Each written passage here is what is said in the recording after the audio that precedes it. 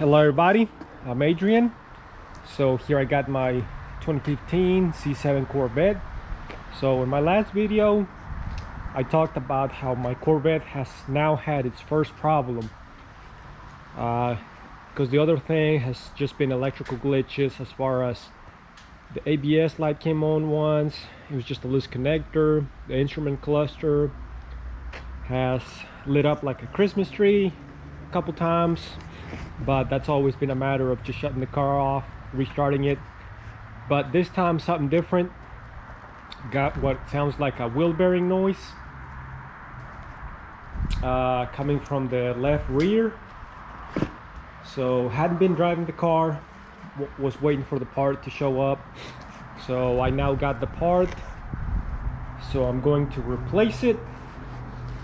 So yeah, this car has been great, considering that that's been its only issue in the time that I've owned it. So I went ahead and decided to go with an original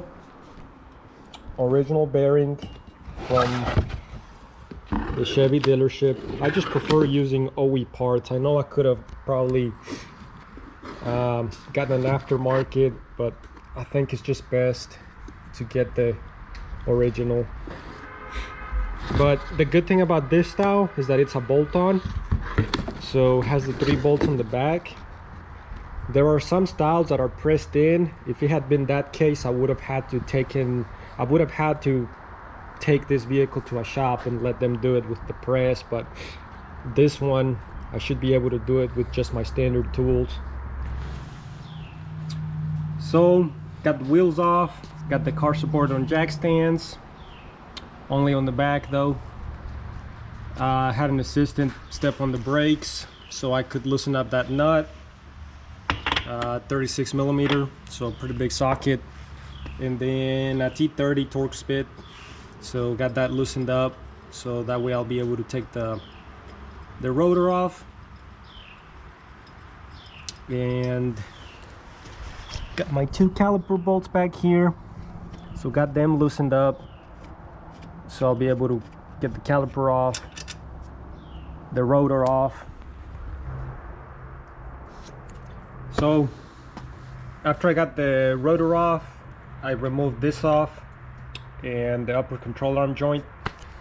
Had to get a 3/16 Allen to insert there, and then get the nut loosened up. So same thing on this one. Had to keep this from spinning by inserting the Allen and then working the nut back off. And had to kind of tap this, so you can see right there with a hammer, so I can break it loose. And I went ahead and put a little bit of pressure on the control arm to kind of push this up, and had to, but it wasn't hard. And then got the 3 bolts, for the wheel bearing, so I can spin the bearing like this and I can feel the harshness inside of it. And this one's just smooth, so definitely had a bad wheel bearing for sure. So I'm gonna get this new one installed. So I got this out to the side, and then I took my bolts off, and going back in basically do the same thing. So I got all this room here to get my bolt started. I'll go ahead and torque it to the specification. Alrighty, so now that I got the bolts tightened up, now it's time to insert the axle back in.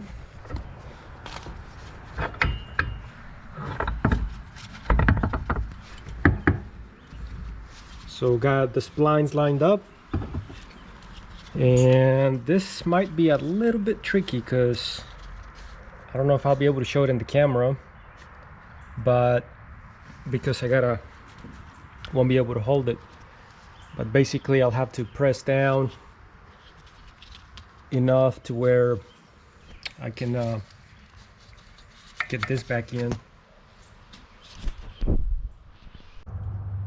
So probably the hardest job about this was getting that to come off.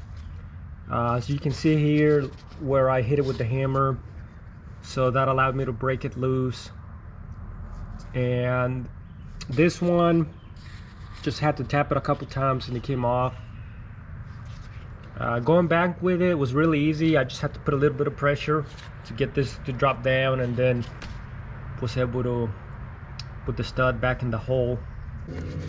Now all I gotta do is bolt that back up, put the nut back, and then I'll have to hold the stud again with the Allen while I'm tightening the nut. Same thing on this one, I'll have to hold the stud with an Allen. Well, that way I can work the wrench and get the nut tightened. So I had removed the wheel speed sensor since it was just a small 10mm bolt. So it got dark on me, so I wasn't able to film, but put the rotor back, the caliper, the wheels, torqued everything, and took it for a test drive, and that was definitely the fix. So now it's all quiet, and yep, this was the bad part right here. And maybe in the future the one on the passenger side will also go out. I mean, considering they're all the same age. So next time I'll know when I hear that sound, and at least now I know how to take it all off, and it won't take me as long the next time. So thanks for watching. Like and subscribe, and stay tuned for more videos.